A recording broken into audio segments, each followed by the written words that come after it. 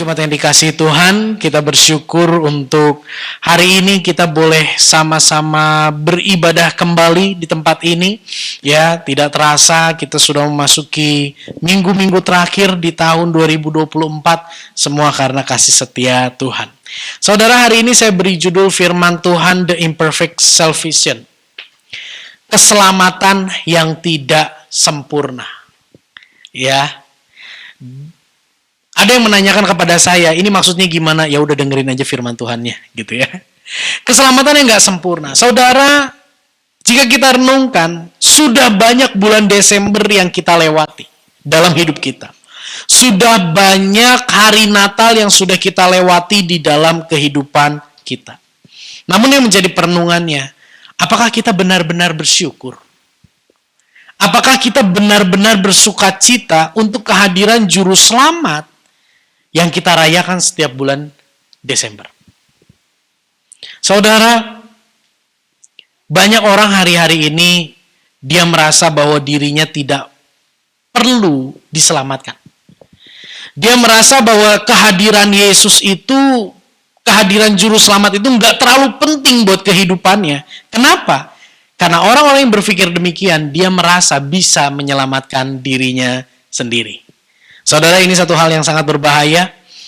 Dan perjalanan rohani kita sangat ditentukan oleh seberapa kita mengerti, seberapa kita memahami kenapa Yesus Kristus hadir di dalam kehidupan kita. Kita lihat ayat yang pertama, saudara, di dalam Matius 1 ayat yang ke-21. Matius 1 ayat yang ke-21, kita baca sama-sama ayat ini. 1, 2, 3. Ia akan melahirkan anak laki-laki dan engkau akan menamakan dia Yesus, karena dialah yang akan menyelamatkan umatnya dari dosa mereka.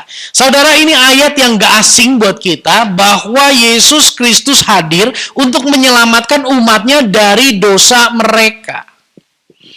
Tadi sempat saya singgung, saudara. Kata menyelamatkan, itu seringkali kita tuh tidak sungguh-sungguh menyadari bahwa kita perlu diselamatkan. Di dunia ini semua bisa dinilai dengan uang, sampai-sampai kita mulai memahami atau memikirkan bahwa sama, keselamatan dari dosa pun bisa dinilai dengan uang. Bisa dinilai dengan usaha kita. Banyak orang hari-hari ini merasa tidak perlu juru selamat karena mereka merasa bisa menyelamatkan diri mereka sendiri. Akhirnya, bulan Desember, perayaan kelahiran Yesus, itu hanya menjadi salah satu pemeriah suasana di dalam kehidupan kita dalam satu tahun. Akhirnya bulan Desember tentang kelahiran Yesus itu hanya menjadi satu agenda kita liburan bersama dengan keluarga. Bulan Desember bisa menjadi satu momen di mana kita bersuka cita karena berkumpul bersama dengan keluarga. Itu semua nggak salah. Tapi yang lebih penting dari itu, apakah kita sungguh-sungguh menyadari bahwa kita ini adalah orang yang perlu diselamatkan atau enggak? Kita akan lihat beberapa contoh, saudara. Orang-orang yang merasa mampu menyelamatkan diri mereka sendiri. Contoh yang pertama kita lihat di dalam Matius 1 ayat yang ke-16. Demikian firman Tuhan. Ketika Herodes tahu bahwa ia telah diperdayakan oleh orang-orang Majus itu, ia menjadi sangat marah, lalu ia menyuruh membunuh semua anak di Bethlehem dan sekitarnya, yaitu anak-anak yang berumur 2 tahun ke bawah, sesuai dengan waktu yang dapat diketahuinya dari orang-orang Majus itu. Saudara, kita semua sama-sama tahu kisah ini. Ketika orang Majus datang ke istana raja dan berkata bahwa aku melihat tanda ada raja yang lahir, otomatis dia berpikir itu tempatnya di istana. Tapi apa yang terjadi tidak ada di situ. Yang menarik adalah respon dari Herodes. Ketika Herodes mendengar bahwa akan ada raja yang lahir, raja yang besar lahir, dia menjadi panas hati, saudara. Dia nggak cuma panas hati, dia menyuruh membunuh semua anak di Bethlehem. Ini merupakan usaha dia untuk menyelamatkan jabatannya. Respon Herodes yang begitu marah dan pembunuhan terhadap bayi, ini merupakan usaha untuk menyelamatkan dia dan jabatannya. Saking dia tidak mau tergantikan, saking dia merasa insecure dengan kehadiran raja yang baru, akhirnya yang dia lakukan bunuh semua bayi. Di sini kita bisa melihat bahwa Herodes melakukan sebuah tindakan untuk menyelamatkan dirinya dan dia tidak peduli terhadap orang-orang di sekitarnya. Dia berusaha untuk menyelamatkan kedudukannya, dia berusaha untuk menyelamatkan statusnya dan menghalalkan cara untuk menyelamatkan statusnya tersebut. Mari kita renungkan. Di tahun 2024, apakah kita sedang menyelamatkan sesuatu dengan usaha kita, dengan kegigihan kita, bahkan kita mungkin menghalalkan segala cara untuk kita menyelamatkan sesuatu. Di sini kita bisa lihat, dari Herodes ini kita belajar bahwa keselamatan itu hasil dari usaha dia melakukan apa yang dia pandang baik. Keselamatan merupakan usaha dari kita, ketika kita melakukan sesuatu yang baik, maka kita beroleh keselamatan. Apakah ini keselamatan di dalam Yesus? Contoh berikutnya lagi kita akan lihat. Yohanes 3 ayat 17-18, kita baca sama-sama ayat ini. 1, 2, 3. Sebab Allah mengutus anaknya ke dalam dunia bukan untuk menghakimi dunia, melainkan untuk menyelamatkannya oleh dia. Barang siapa percaya kepadanya, ia tidak akan dihukum. Barang siapa tidak percaya, ia telah berada di bawah hukuman, sebab ia tidak percaya dalam nama anak tunggal Allah. Saudara, ini percakapan Yesus dengan seorang pendeta yang sangat terkenal saat itu, dengan seorang guru agama saat itu yang bernama Nikodemus. Nikodemus punya latar belakang, dia memandang keselamatan itu bisa dia raih dengan cara menaiki anak tangga hukum Taurat. Ketaatan itu merupakan tangga untuk mencapai keselamatan. Saudara, jika kita naik ke lantai 2, itu harus ada anak tangga 1, 2, 3 yang kita injak, yang kita naiki untuk kita bisa sampai di atas sana. Herodes memandang untuk mencapai keselamatan kita harus menaiki anak tangga ketaatan demi anak tangga ketaatan. Dari satu ketaatan kepada satu ketaatan lagi. Nikodemus berpikir demikian dan dia sangat berusaha untuk bisa mencapai keselamatan itu dengan ketaatan, dengan kekuatannya. Apakah ini keselamatan di dalam Kristus? Contoh yang ketiga, saudara. Kita baca sama-sama ya. Matius 20 ayat yang ke-28. 1, 2, 3.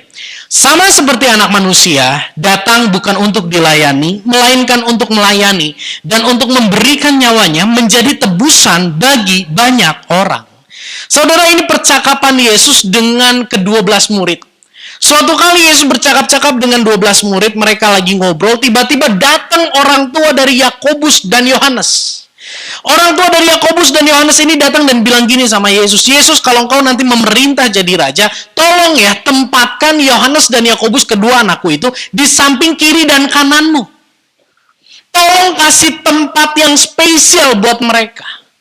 Dan sangat mungkin Yohanes dan Yakobus pun berpikir demikian, bahwa mereka layak memperoleh tempat yang lebih baik dari teman-temannya. Kenapa? Karena mereka merasa bahwa aku sudah meninggalkan segala sesuatu dan mengikut Tuhan.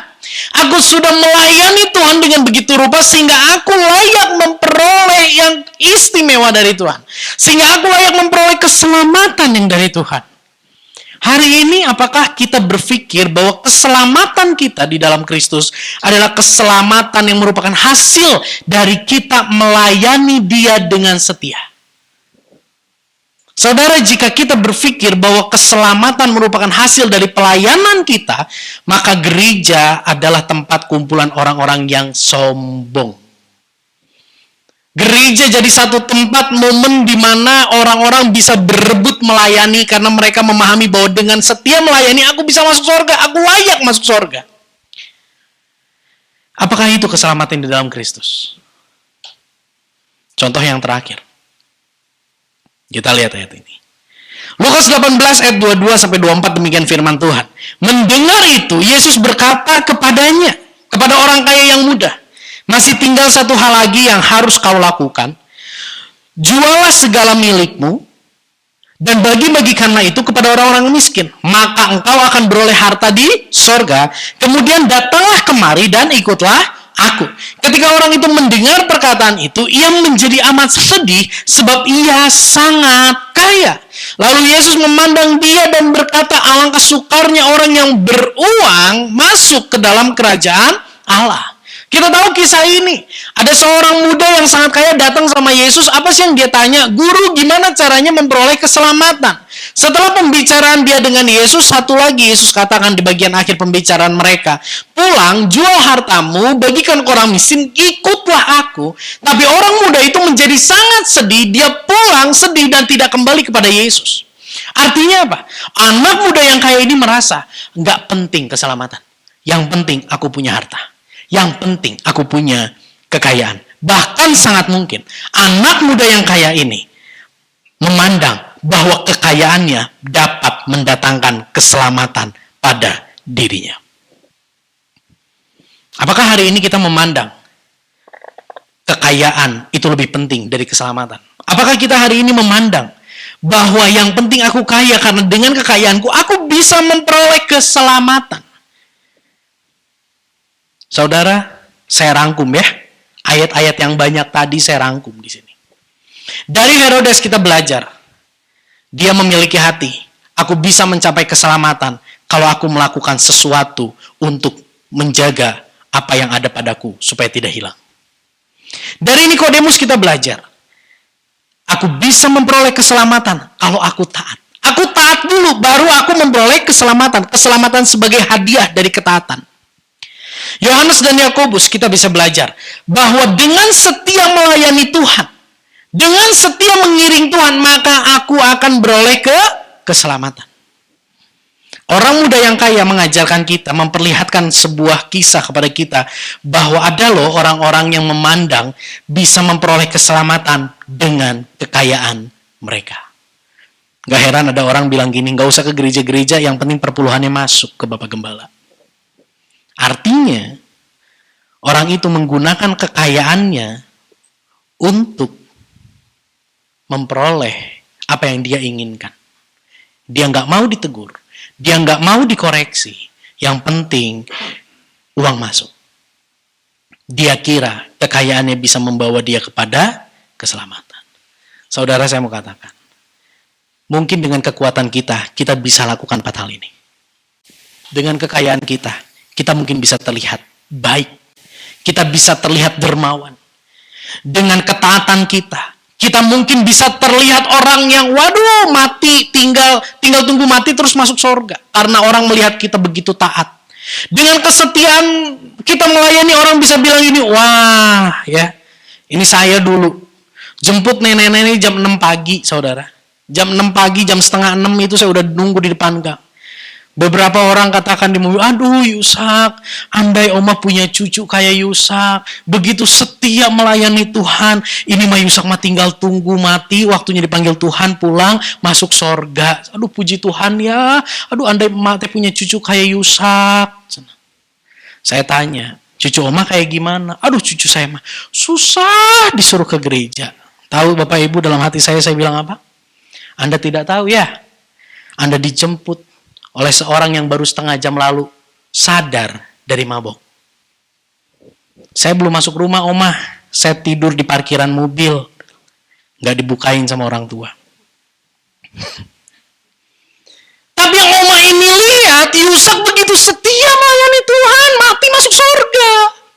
Berarti, Oma itu memandang, setia melayani Tuhan, mati masuk surga. Saya mau katakan, mungkin kita bisa lakukan 4 hal ini. Dan mungkin kita bisa memandang bahwa dengan lakukan ini dan itu, oh aku bisa beroleh keselamatan. Tapi maaf, hari ini saya mau katakan, seluruh usaha manusia untuk menyelamatkan diri dari dosa hanya akan mendatangkan keselamatan yang tidak sempurna, bahkan sia-sia. Kalau kita tidak memahami dengan sungguh keselamatan di dalam Kristus, kita tidak akan pernah bersyukur atas kehadirannya, pengorbanannya di atas kayu salib. Saudara, jika 4 hal tadi bisa menyelamatkan kita, Yesus nggak perlu hadir. Yesus nggak perlu mengorbankan diri untuk untuk keselamatan kita, manusia yang berdosa. Pertanyaannya, Anda sadar nggak? Anda benar-benar percaya tidak kalau Yesus itu hadir, mati di salib, bangkit di hari yang ketiga, naik ke surga? Percaya nggak? Kalau Anda dan saya sungguh-sungguh percaya, seharusnya kita pun percaya bahwa 4 hal tadi itu tidak bisa menolong kita untuk mencapai keselamatan. Kalau itu bisa menolong kita, Yesus nggak usah hadir.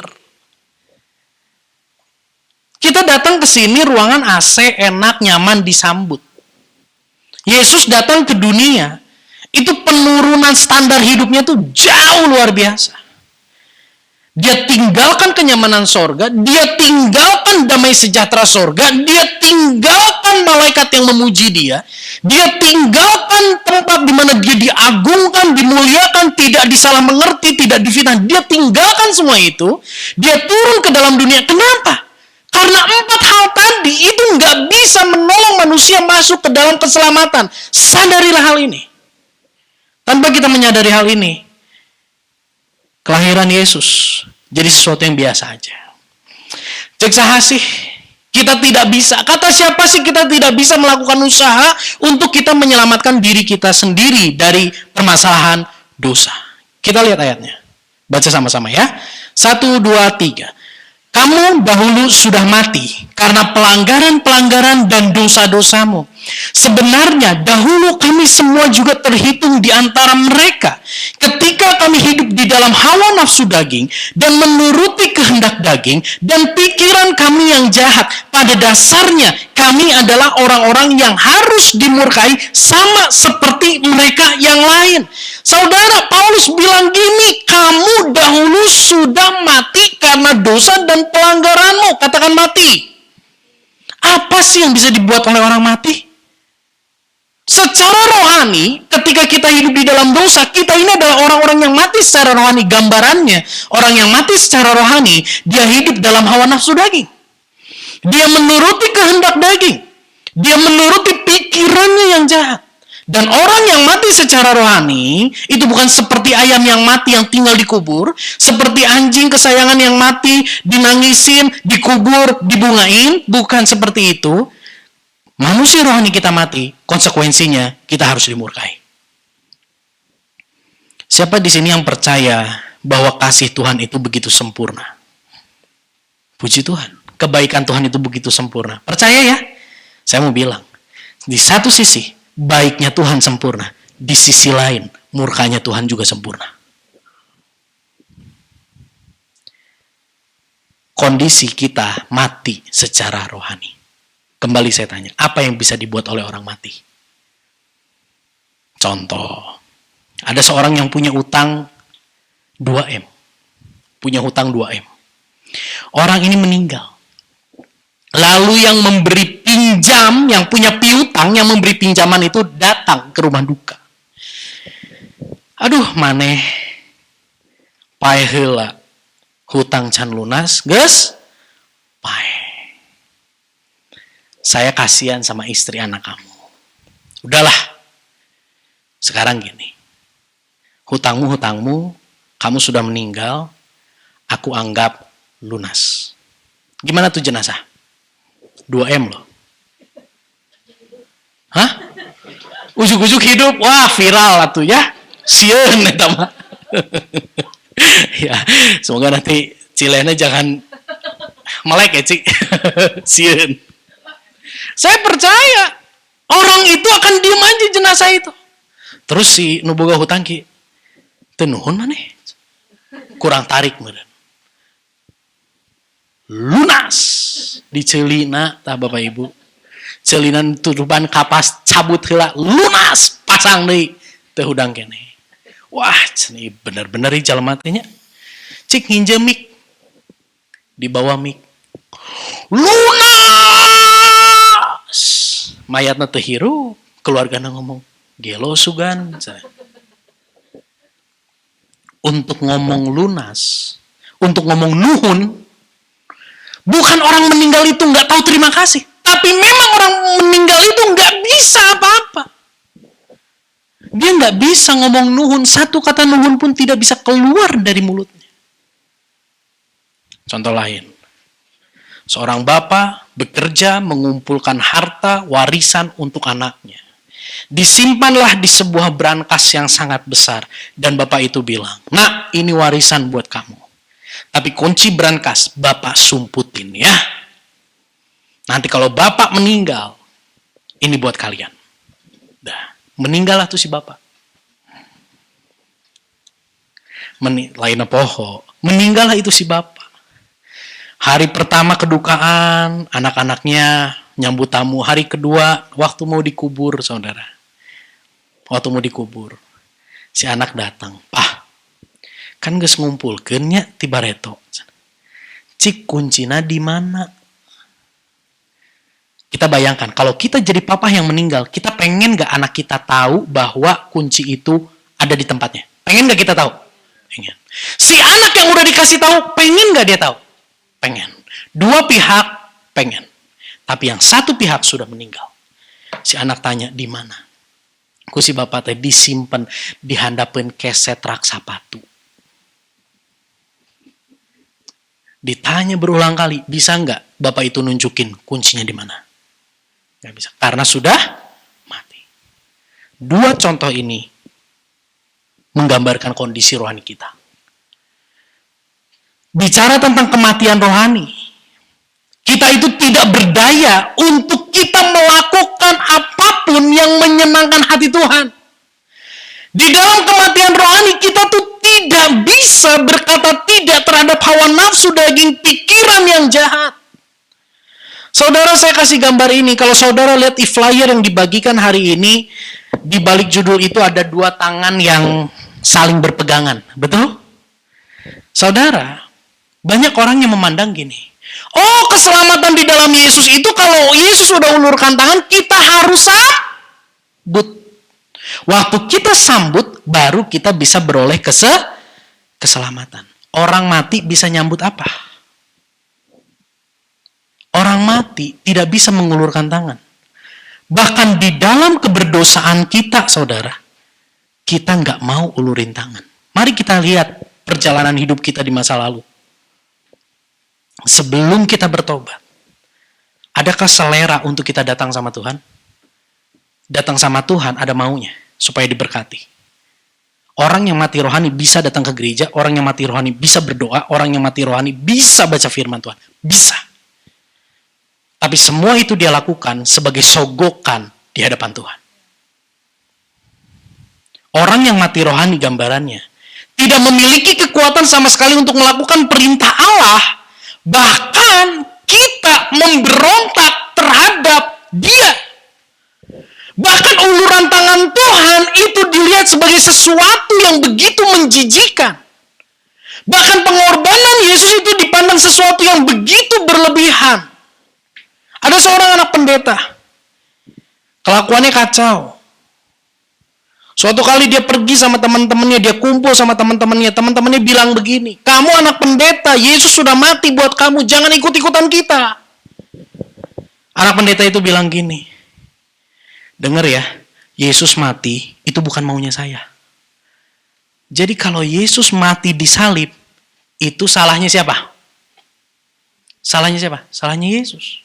Jadi lo gak usah bawa Yesus sama gue, gak usah karena Yesus mati di salib, lalu saya harus taat sama dia, gak usah karena saya gak minta Yesus mati di salib." Dan kata-kata kasar, saya gak mau sebutin di sini.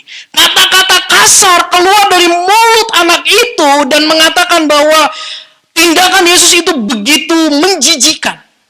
Mati di salib begitu menjijikan. Lewat hal ini kita tahu bahwa anak itu mengalami kematian rohani. Dan nama anak itu adalah Yusak Setiawan. Tapi saya bersyukur, anugerah Tuhan begitu luar biasa. Ketika saya tidak melihat sama sekali keindahan dari pengorbanan Yesus, karena saya mati secara rohani, anugerah Tuhan membangkitkan saya kembali. Saya mau katakan ini, saudara. Kematian rohani itu menjadi alasan utama bagi Yesus untuk hadir ke dunia sebagai juru selamat. Jadi hari ini kalau Anda bertanya kenapa Yesus harus hadir dalam juru selamat, alasannya cuma satu, karena Anda dan saya mati secara rohani, dan dalam kematian rohani kita nggak bisa lakukan apapun yang baik di mata Allah. Jadi hari ini mari kita sama-sama sadari, kita adalah orang-orang yang mati secara rohani, bukan tidur rohani. Kita mati secara rohani, kita tidak berdaya. Tanpa kita menyadari kita mati secara rohani, kita nggak pernah mensyukuri apa yang udah Yesus lakukan buat kita. Natal hanya akan menjadi sesuatu yang biasa saja, saudara. Jangan lupa bahwa kematian rohani kita adalah alasan utama bagi Yesus untuk hadir ke dalam dunia menjadi juru selamat bagi Anda dan saya. Efesus 2 ayat yang 4 sampai ayat yang ke-6, firman Tuhan berkata demikian. Tetapi Allah yang kaya dengan rahmat, oleh karena kasih-Nya yang besar yang dilimpahkannya kepada kita, telah menghidupkan kita bersama-sama dengan Kristus sekalipun kita telah mati oleh kesalahan-kesalahan kita. Oleh kasih karunia kamu diselamatkan. Dan di dalam Kristus Yesus Ia telah membangkitkan kita juga dan memberikan tempat bersama-sama dengan Dia di sorga. Lihat ini. Di ayat yang ketiga, Efesus 2 ayat yang ketiga dikatakan gini, kamu semua harusnya dimurkai. Tapi di ayat yang keempat ada satu kata penghubung yang begitu indah. Tetapi kamu yang harusnya dimurkai malah dilimpahi oleh kasih Allah yang begitu luar biasa. Kita yang harusnya dimurkai dilimpahi oleh kasih Allah yang begitu luar biasa. Saudara, jika Anda pernah ditinggal oleh orang yang Anda kasihi, dalam artian meninggal, maaf ya, berapa lama Anda meratapi? Mungkin 1 tahun Anda sudah kembali bisa menjalani aktivitas biasa. Kayaknya kesedihan itu sudah mulai terganti dengan hal-hal yang ada di hadapan kita. Ada yang 3 bulan mungkin sudah bisa kembali beraktivitas, ketawa-ketawa lagi dan sebagainya. Udah gak ada rasa duka yang seperti apa. Dan begitu juga nanti ketika kita meninggal. Jangan harap pasangan kita meratapi kita 5 tahun. Jangan harap anak kita meratapi kita begitu lama. Orang yang sudah meninggal tidak lama dinangisi dan akhirnya dilupakan. Dilupakan tuh dalam artian gini, ya udahlah, life must go on. Hidup harus terus berjalan, gak usah ratapi terus yang di belakang. Bisa ngerti sampai di sini? Bukan dia tidak mengasihi kita, tapi lah itu kenyataan hidup. Seorang yang meninggal tidak akan terus diingat. Tapi tahu nggak? Kematian rohani kita tidak dilupakan oleh Allah. Kematian rohani kita tidak dipandang sepele oleh Allah. Kematian rohani kita menjadi alasan bagi Dia untuk mencurahkan kasih dan rahmat-Nya sehingga kita bisa hidup kembali bersama-sama dengan Kristus. Sekalipun kita sudah mati. Saya mau kasih gambar ini, saudara. Di dalam ketidakberdayaan anak ini, ada satu pribadi yang menggendong dia. Di dalam ketidakberdayaanmu dan di dalam ketidakberdayaanku, ada satu pribadi yang turun dari sorga untuk mengorbankan dirinya, untuk membangkitkan kita dari kematian rohani. Amin. Di slide saya tuliskan gini, saudara. Kasih Yesus yang sempurna itu berkuasa untuk meluluhkan hati kita. Itu berkuasa untuk membangkitkan kecintaan, berkuasa untuk membangkitkan gairah hati kita untuk mengenal tunduk setia kepada Dia. Saya akan bahas ini. Saudara, Tuhan tuh tahu nature hati manusia itu begitu keras. Dan Dia tahu cara untuk meluluhkan hati manusia. Banyak orang berpikir, hatiku keras, aku perlu mujizat. Mujizat tidak bisa mengubah hatimu.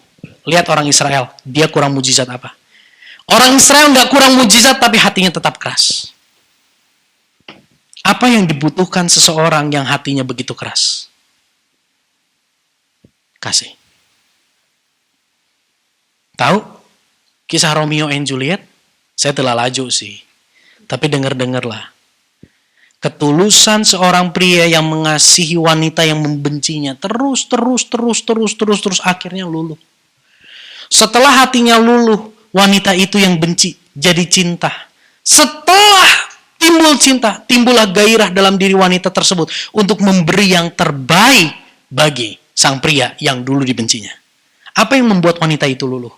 Bukan ancaman sang pria. Bukan reward dari sang pria. Tapi yang membuat hati wanita itu luluh adalah kasih sang pria.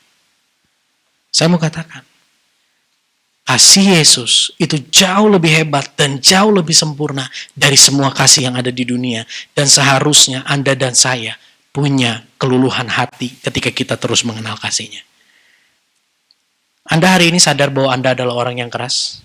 Saya mau katakan, Anda bukan butuh nasihat. Yang Anda butuhkan adalah merenungkan dan sentuhan kasih Allah yang begitu indah, yang sanggup meluluhkan hatimu. Pasanganmu hatinya begitu keras, yang dia butuhkan bukan ocehan, bukan omelan. Yang dia butuhkan adalah sentuhan kasih Yesus yang mengalir lewat kehidupanmu. Karena kasih Allah, hanya kasih Allah yang sanggup meluluhkan. Setelah itu, bangkitlah kecintaan. Setelah itu, bangkitlah kerinduan gairah untuk menyenangkan hati Allah. Sehingga lewat hal ini kita bisa tahu, seseorang melakukan ketaatan. Ketika hatinya sudah luluh oleh kasih Tuhan, dia melakukan ketaatan bukan sebagai tangga untuk mencapai keselamatan. Dia melayani bukan sebagai tangga untuk mencapai keselamatan. Bahkan uang yang ada di dalam hidupnya, kekayaan yang ada di dalam hidupnya, dengan hati yang sudah diluluhkan oleh kasih Tuhan, dia mengelola uang itu dengan takut akan Tuhan. Jadi ketaatan itu bukan hal yang gak penting. Pelayanan itu bukan hal yang gak penting. Setia kepada Tuhan itu bukan hal yang penting. Tapi 3 hal itu bukanlah tanda untuk mencapai keselamatan. 3 hal itu merupakan buah yang muncul sebagai luapan dari kasih kita, syukur kita kepada Tuhan. Jadi yang seharusnya diingatkan, yang lebih sering diingatkan, setianya atau kasih Tuhan. Kasih Tuhan. Karena itu yang mendorong kita untuk setia. Efesus 2 ayat 8 sampai ayat yang ke-10. Sebab karena kasih karunia kamu diselamatkan oleh iman. Itu bukan hasil usahamu tetapi pemberian Allah. Itu bukan hasil pekerjaanmu, jangan ada orang yang memegahkan diri. Karena kita ini buatan Allah diciptakan dalam Kristus Yesus untuk melakukan pekerjaan baik yang dipersiapkan Allah sebelumnya. Ia mau supaya kita hidup di dalamnya. Saya akan menjelaskan bagian ini dengan sebuah gambar yang ada di sini. Ini adalah gambar di mana Paulus yang dulu namanya Saulus berjumpa dengan Yesus ketika dia mau menumpas, dia mau membunuh orang-orang Kristen. Hati Paulus begitu keras, hati Paulus begitu membara dengan kebencian kepada pengikut Kristus. Dia memandang bahwa membunuh pengikut Kristus, menangkap pengikut Kristus itu merupakan sebuah ibadah kepada Allah. Dan dengan semangat yang membara, dia berjalan mau membunuh, menangkap pengikut Kristus. Apa yang terjadi? Di dalam perjalanan, dia mendengar suara dari langit. Dia adalah seorang guru agama Yahudi yang sangat hebat. Dia tahu kisah di perjanjian lama, dan dia sangat tahu kalau ada suara dari langit, itu suara Allah. Maka dari itu, ketika Paulus mendengar, Saulus, Saulus, mengapa engkau menganiaya aku? Saulus bilang gini, siapakah engkau, Tuhan? Dia nggak tahu itu Yesus. Tapi yang dia tahu suara dari langit, ini pasti suara Tuhan. Akhirnya dia tanya, siapakah engkau Tuhan? Dan setelah dia tanya, siapakah engkau Tuhan? Suara itu menjawab, akulah Yesus yang kau aniaya itu. Wow! Mari bayangkan apa yang Paulus rasakan saat itu. Senang? Sedih? Bersyukur? Atau takut?